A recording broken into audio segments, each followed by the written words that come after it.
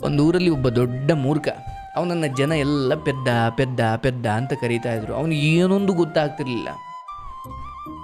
ಏನೋ ಒಂದು ಮಾಡ್ಲಿಕ್ಕೆ ಕಳಿಸಿದ್ರೆ ಅವನು ಇನ್ನೇನೋ ಮಾಡ್ಕೊಂಡು ಬರೋನು. ಪೆದ್ದ ಪೆದ್ದ ಪೆದ್ದ ಅಂತ ಊರಿನವರೆಲ್ಲ ಕರೆಯೋರು. ಅವನಿಗೇನು ಬೇಜಾರು ಇರ್ತಿರ್ಲಿಲ್ಲ. ಆದರೆ ಪಾಪ ಅವನಿಗೂ ಒಳ್ಳೆ ಹೆಂಡತಿ ಇದ್ಲು. ತನ್ನ ಗಂಡನನ್ನು ಈ ಜನಗಳೆಲ್ಲ ಪೆದ್ದ ಅಂತ ಕರೆದಾಗ ಪಾಪ ಬೇಜಾರು ಆಗ್ತಾ ಇತ್ತು. ಬಟ್ ಏನು ಮಾಡ್ತೀರಿ, ಅವಳಿಗೂ ಗೊತ್ತಿತ್ತು ನನ್ನ ಗಂಡ ಎಂಥ ದೊಡ್ಡ ಮೂರ್ಖ ಅಂತ. ಸೊ ಹೀಗಿರಬೇಕಾದ್ರೆ ಒಂದು ದಿನ ದೂರದ ಒಂದು 10 ಕಿಲೋಮೀಟರ್ ದೂರದಲ್ಲಿರೋ ತನ್ನ ಅಕ್ಕನ ಮನೆಗೆ ಪೆದ್ದ ಹೋಗಿ ಬರಬೇಕು ಅಂತ ನಿರ್ಧಾರ ಮಾಡ್ದ. ಅಕ್ಕನನ್ನು ಮದುವೆ ಮಾಡಿಕೊಟ್ಟಿದ್ದಾರೆ. ಹೋಗ್ಬಿಟ್ಟು ಅಕ್ಕನನ್ನು ನೋಡ್ಕೊಂಡು ಮಾತಾಡಿಸ್ಕೊಂಡು ಬರಬೇಕು ಅಂತ ಪೆದ್ದ ಹೊರಟ. ಹಾಗೆ ಅಕ್ಕನ ಮನೆಯನ್ನು ತಲುಪಿ ಆದ ಮೇಲೆ ಒಂದು 4-5 ದಿನ ಇದ್ದ. ಅಕ್ಕ ಪಾಪ ಬಹಳ ಚೆನ್ನಾಗಿ ನೋಡಿಕೊಂಡ್ಲು. ಪಾಪ ಅಕ್ಕನಿಗೂ ಅಯ್ಯೋ ನನ್ನ ತಮ್ಮ ಇಂಥ ಪೆದ್ದ, ಮದುವೆ ಆಗಿದೆ, ಅದೇನು ಸಂಸಾರ ಮಾಡ್ತೋನೋ, ಅದೇನು ಜೀವನ ಮಾಡ್ತೋನೋ, ಅಯ್ಯೋ ಇಂಥ ಪೆದ್ದನನ್ನು ದೇವರೇ ಕಾಪಾಡಪ್ಪ ಅಂತ ತಾಯಿ ಥರ ಆ ಪೆದ್ದನನ್ನು, ಆ ತಮ್ಮನನ್ನು ಅಕ್ಕ ಕೂಡ ಚೆನ್ನಾಗಿ ನೋಡ್ಕೊಳ್ತಾ ಇದ್ಲು.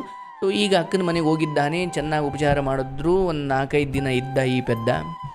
ಇನ್ನೇನು 5ನೇ ದಿನ ಹೊರಟು ನಿಂತ್ಕೊಂಡ. ಆ ದಿನ ಒಳ್ಳೆ ಭರ್ಜರಿ ಊಟ ಮಾಡಿ ಪೆದ್ದನಿಗೆ ಅಕ್ಕ ಬಡಿಸೋದ್ಲು. ಇನ್ನೇನು ಹೊರಟ್ನಲ್ಲ ಪಾಪ ತಮ್ಮ ಅಂತ. ಹೀಗೆ ಆ ಭರ್ಜರಿ ಊಟದಲ್ಲಿ ಕರ್ಜಿಕಾಯಿ ಕೂಡ ಮಾಡಿದ್ಲು ಅಕ್ಕ. ಏನು ಮೆದುವಾದ ಚೆನ್ನಾಗಿ ಎಣ್ಣೆಯಲ್ಲಿ ಕರೆದಿದ್ದಾರೆ. ಕರಂ ಕರಂ ಕರಂ ಕರಂ ಅನ್ನುತ್ತೆ. ಏನು ಹಂಗೆ ಊದ್ಕೊಂಡಿದೆ ಕರ್ಜಿಕಾಯಿ. ಅದನ್ನು ತಿಂದಂತಹ ಪೆದ್ದನಿಗೆ ಅಕ್ಕ ಏನು ಅದ್ಭುತವಾಗಿದೆ ಈ ಕರ್ಜಿಕಾಯಿ, ಮೆದುವಾಗಿದೆ, ರುಚಿಯಾಗಿದೆ, ಸಿಹಿಯಾಗಿದೆ, ಎಷ್ಟು ಅದ್ಭುತವಾಗಿದೆ ಅಕ್ಕ, ಭಾಳ ಚೆನ್ನಾಗಿ ಮಾಡಿದಿ ಕಣಕ ಅಂತ ಅಕ್ಕನನ್ನು ಹೊಗಳಿದ್ದು. ಭಾಳ ಇಷ್ಟ ಆಗೋಯ್ತು ಅವನಿಗೆ ಕರ್ಜಿಕಾಯಿ. ಸೊ ಅಲ್ಲಿಂದ ಹೊರಟ ಅಕ್ಕನ ಮನೆಯಿಂದ. ಅವಾಗ ಅಂದ್ಕೊಂಡ, ನಾನು ಕೂಡ ನನ್ನ ಹೆಂಡತಿ ಕೈಲಿ ಕರ್ಜಿಕಾಯಿ ಮಾಡಿಸ್ಕೊಂಡು ತಿನ್ಬೇಕು ನಾನು ಊರಿಗೆ ಹೋದ ಮೇಲೆ ಅಂತ ಹೊರಟ. ಆದರೆ ಅವನಿಗೇನು ಭಯ, ಅವನಿಗೂ ಗೊತ್ತಿತ್ತು ನಾನು ಎಷ್ಟು ಪೆದ್ದ ಅಂತ. ಎಲ್ಲಿ ಕರ್ಜಿಕಾಯಿ ಹೆಸರು ಮರ್ತು ಬಿಡ್ತೀನೋ ಅಂತ ಊರು ಬರೋವರೆಗೂ ಕೂಡ ಕರ್ಜಿಕಾಯಿ ಕರ್ಜಿಕಾಯಿ ಕರ್ಜಿಕಾಯಿ ಕರ್ಜಿಕಾಯಿ ಅಂದ್ಕೊಂಡೇ ಬರ್ತಾ ಇದ್ದ. ಹಾಗೆ ಬರಬೇಕಾದ್ರೆ ಅಲ್ಲೊಂದು ಹೊಳೆ, ಆ ಹೊಳೆಯನ್ನು ದಾಟಬೇಕು. ಆ ಹೊಳೆಯಲ್ಲಿ ಜೊಂಡೆ ಹುಲ್ಲು ಬೆಳೆದ್ಬಿಟ್ಟಿದೆ. ಆ ಜಂಡೆ ಹುಲ್ಲಿನ ನಡುವೆ ನಡ್ಕೊಂಡು ನಿಧಾನಕ್ಕೆ ಎಲ್ಲಿ ಜಾರು ಬಿಡ್ತೀನೋ ಅನ್ನೋ ಭಯದಲ್ಲಿ ಆ ಹೊಳೆಯನ್ನು ದಾಟ್ತಾ ಇದ್ದಾನೆ. ಆದರೆ ಈ ಸಮಯದಲ್ಲಿ ಏನು ಅಕ್ಕನ ಮನೆಯಿಂದ ಕರ್ಜಿಕಾಯಿ ಕರ್ಜಿಕಾಯಿ ಕರ್ಜಿಕಾಯಿ ಕರ್ಜಿಕಾಯಿ ಅಂದ್ಕೊಂಡು ಬಂದ. ಈ ಹೊಳೆ ದಾಟಬೇಕಾದ್ರೆ ಎಲ್ಲಿ ಜಾರು ಬಿಡ್ತೀನೋ ಅನ್ನೋ ಭಯದಲ್ಲಿ ಆ ಕರ್ಜಿಕಾಯಿ ಗಮನ ಬಿಟ್ಬಿಟ್ಟ. ಆ ಜಂಡೆ ಹುಲ್ಲಿನ ನಡುವೆ ನಡ್ಕೊಂಡು ನಡ್ಕೊಂಡು ನಡ್ಕೊಂಡು ನಡ್ಕೊಂಡು ದಡ ಏನೋ ತಲುಪದ ಅಷ್ಟೊತ್ತಿಗೆ ಈ ಕರ್ಜಿಕಾಯಿ ಮರ್ತೋಗ್ಬಿಡ್ತು. ಅಯ್ಯೋ ಏನಪ್ಪ ಅದು, ನನಗೆ ನೆನಪೇ ಆಯ್ತಿಲ್ಲ, ನಮ್ಮ ಅಕ್ಕ ಚೆನ್ನಾಗಿ ಮಾಡಿಕೊಟ್ಟಿದ್ಲು, ನನ್ನ ಹೆಂಡ್ರ ಕೈಯಲ್ಲಿ ಮಾಡಿಸ್ಕೊಳ್ಬೇಕು ಅಂತ ಬಂದೆ, ಏನು ನೆನಪೇ ಆಯ್ತಿಲ್ಲ ಅಂತ ಅವನಿಗೆ ಗಾಬರಿ ಆಗೋಯ್ತು. ಅದೇ ಸಮಯಕ್ಕೆ ಆ ದಡದಲ್ಲಿ ಒಬ್ಬ ಯುವಕ ನಿಂತಿದ್ದ. ಗೊತ್ತಲ್ಲ ಪೆದ್ದ, ಆ ಊರಿನವನೇ, ಪೆದ್ದನ ಊರಿನವನೇ. ಅವನು ಹೇಳ್ದ, ಅಲ್ಲ ಕಣಯ್ಯ ಅಂದರೆ ಈ ಪೆದ್ದನಿಗೆ ಹೇಳ್ತಾ ಇರೋದು, ಹುಷಾರು ಕಣಪ್ಪ, ಅಂದ್ರೆ ಆ ಜಂಡೆ ಹುಲ್ಲಿನ ನಡುವೆ ನಡ್ಕೊಂಡು ಬರ್ತಾ ಇದೆಯಲ್ಲ, ಪುಣ್ಯ, ಅದರ ನಡುವಿನೇ ನಿಧಾನಕ್ಕೆ ನಡ್ಕೊಂಡು ಬಂದೆ.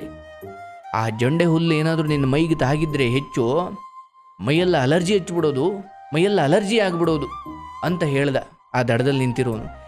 ಈ ಅಲರ್ಜಿ ಅಂತ ಪದ ಬಳಸಿದಾಗ ಈತ ಅಂದ್ಕೊಂಡು, ನಮ್ಮ ಅಕ್ಕ ಮಾಡಿದ್ದಿದೆ ಅಲರ್ಜಿ ಅಲರ್ಜಿ ಅಲರ್ಜಿ ಅಲರ್ಜಿ ಅಂದ್ಕೊಂಡು ಮತ್ತೆ ಮಂತಕ್ಕೆ ಬಂದ. ಕರ್ಜಿಕಾಯಿ ಹೋಗಿ ಈಗ ಅಲರ್ಜಿ ಆಗೋಯ್ತು.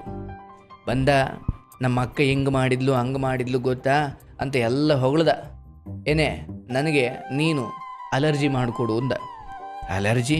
ಇವಳು ಹೆಂಡತಿ ಕೇಳೇ ಇಲ್ಲ ಅವ ಹೆಸರುನ. ಅಲ್ಲ ಕಣ್ರಿ, ಏನ್ರಿ ಅಲರ್ಜಿ? ನೋಡು ನನಗೆ ನಂಗೆ ಸಿಟ್ಟು ಬರ್ಸ್ಬೇಡ, ಅಲರ್ಜಿ ಮಾಡ್ಕೊಡು ನನಗಷ್ಟೇ. ಇವಳಿಗೆ ಆಶ್ಚರ್ಯ ಆಗೋಯ್ತು. ಇವಳಿಗೆ ಎಂಥ ಪೆದ್ದ ನನ್ನ ಮಗಪ್ಪ ನನ್ನ ಗಂಡ. ಅಲ್ಲ ರೀ, ಅಲರ್ಜಿ ಅಂದ್ರೆ ಏನು? ನಮ್ಮ ಅಕ್ಕ ಮಾಡಿದ್ಲು, ಎಷ್ಟು ಚೆನ್ನಾಗಿತ್ತು ಗೊತ್ತಾ? ನೀನು ನನಗೆ ಏನು ಮಾಡ್ತೀವಿ ಗೊತ್ತಿಲ್ಲ, ಇನ್ನು 2 ದಿನದಲ್ಲಿ ಅಲರ್ಜಿ ಮಾಡಿಕೊಡ್ಬೇಕು ನೀನು. ಅವಳಿಗೆ ಗೊತ್ತಾದ್ರೆ ತಾನೇ ಮಾಡೋದು, ಅವಳಿಗೇನು ಗೊತ್ತಾಯಿತು? ಸುಮ್ಮನಾದ್ಲು, ಏನೋ ಮಾತಾಡ್ಕೊಳ್ಳಿ ಅಂತ.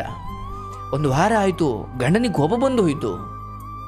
ಅವನು ಒಂದು ದಿವಸ ಬೆಳಗ್ಗೆ, ಏನೇ ನಾನು ಅಲರ್ಜಿ ಮಾಡು ಅಂತ ಹೇಳಿ 1 ವಾರ ಆಯಿತು, ಗಂಡನ ಮಾತನ್ನು ಧಿಕ್ಕರಿಸುವಷ್ಟು ನಿನಗೆ ಕೊಬ್ಬ ಸೊಕ್ಕ ಅಂತ ಮೂಲೆಯಲ್ಲಿದ್ದು ಒಂದು ದೊಣ್ಣೆ ತಗೊಂಡು ನಾಯಿ ಹೊಡೆದ ಹೆಂಡತಿಗೆ. ಅಯ್ಯೋ, ಹೆಂಡತಿಗೆ ನೋವು ತಡೆಯೋಕ್ಕಾಗದೆ ಕಿರಿಸ್ಕೊಳ್ತಿದ್ದಾಳೆ. ಕೂಗಾಡ್ತಿದ್ದಾಳೆ.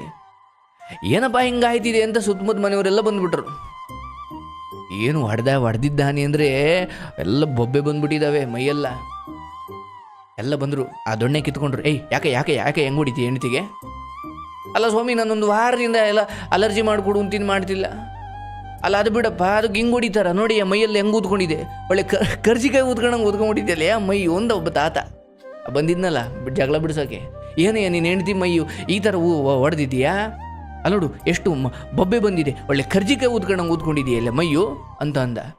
ಯಾವಾಗ ಕರ್ಜಿಕಾಯಿ ಅಂತ ಅನ್ನೋ ಆ ತಾತ, ಇದೆ ಇದೆ ಇದೆ ಇದೆ ಇದನ್ನು ಮಾಡಿಕೊಡು ಅಂತ ನಾನೊಂದು ವಾರದಿಂದ ಹೇಳ್ತೀನಿ, ನನ್ನ ಹೆಂಡ್ತಿ ಮಾಡಿಕೊಟ್ಟಿಲ್ಲ, ಅದಕ್ಕೆ ನಾಯಿ ಹೊಡೆದೆ ಅಂದ. ಏನು ಹೆಂಡ್ತಿ ಬಿದ್ದು ಒದ್ದಾಡ್ತಿದ್ಲಲ್ಲ, ಅವಳಿಗೆ ನಗು ಬಂದ್ಬಿಡ್ತು. ಏನು ನಗ್ತಾ ಇದ್ದಾಳೆ, ಅಯ್ಯೋ ಎಂತ ನನ್ನ ಮಗ, ನನ್ನ ಗಂಡ ಕರ್ಜಿಕಾಯಿ ಹೋಗಿ ಅಲರ್ಜಿ ಮಾಡಿದ್ದೀಯಲ್ಲಪ್ಪ ಅಂತ ಹೇಳಿ ಪಾಪ ಗಂಡನ ಮೇಲೆ ಪ್ರೀತಿ ಆಕೆಗೆ. ದಡ್ಡ ಗೊತ್ತಲ್ಲ ಮೊದಲೇ ಕರ್ಜಿಕಾಯ ಅಂತ. ಆಗ ಎಲ್ಲ ತಂದು ಕರ್ಜಿಕಾಯಿ ಮಾಡಿ ಗಂಡನಿಗೆ ಕೊಟ್ಟಾಳೆ. ಗಂಡ ಭಾಳ ಖುಷಿಯಿಂದ ಹೆಂಡ್ತಿನೂ ಹೊಗಳುತ್ತಾನೆ, ಭಾಳ ಚೆನ್ನಾಗಿದ್ದಾವೆ ಕಣೆ, ಭಾಳ ಚೆನ್ನಾಗಿದ್ದಾವೆ ಅಂತ ಹೇಳಿ ಹೆಂಡ್ತಿ ಅವನು ಕೂತು ತಿಂತಾರೆ, ಭಾಳ ಖುಷಿ ಪಡ್ತಾರೆ ಅಂತ. ಈ ದಡ್ಡರ ಕತೆ ಹಿಂಗೆ ಜೀವನ. ಏನೋ ಹೇಳಿರ್ತೀವಿ, ಅವ್ರು ಏನೋ ಮಾಡ್ತಾರೆ. ಜೀವನ ಕೆಲವೊಮ್ಮೆ ಹಾಗೆ. ಅಂಥವ್ರೊಂದಿಗೆ ಕಳೆಯುವಂಥ ಸಂದರ್ಭ ಒದಗಿ ಬಂದಾಗ ತಾಳ್ಮೆ ಇರಲಿ. ನೋಡಿ, ಭಗವಂತ ಎಲ್ಲರಿಗೂ ಒಂದೇ ರೀತಿಯ ಬುದ್ಧಿ ಅಥವಾ ಒಂದೇ ರೀತಿಯ ಶಕ್ತಿಯನ್ನು ಕೊಟ್ಟಿರುವುದಿಲ್ಲ. ಅವರವರ ಪ್ರಾರಬ್ಧಕ್ಕನುಸಾರವಾಗಿ ಕೆಲವೊಬ್ಬರು ದಡ್ಡರಾಗಿ ಹುಟ್ಟಿರ್ತಾರೆ, ಬುದ್ಧಿ ಇರಲ್ಲ, ಏನೋ ಒಂದಷ್ಟು ಸಮಸ್ಯೆಗಳಿರ್ತವೆ.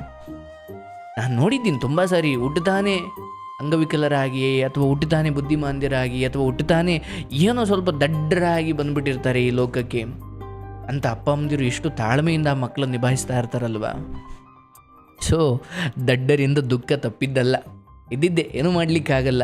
ಸೊ ಅಂಥವ್ರು ಕಂಡಾಗ ಕರುಣೆಯಿಂದ ಇರಿ ಅಥವಾ ಕೈಂಡಾಗಿ ವರ್ತಿಸಿ, ಏನು ಮಾಡಲಿಕ್ಕಾಗಲ್ಲ. ಆಯಿತಾ? ಒಳ್ಳೆಯದಾಗಲಿ.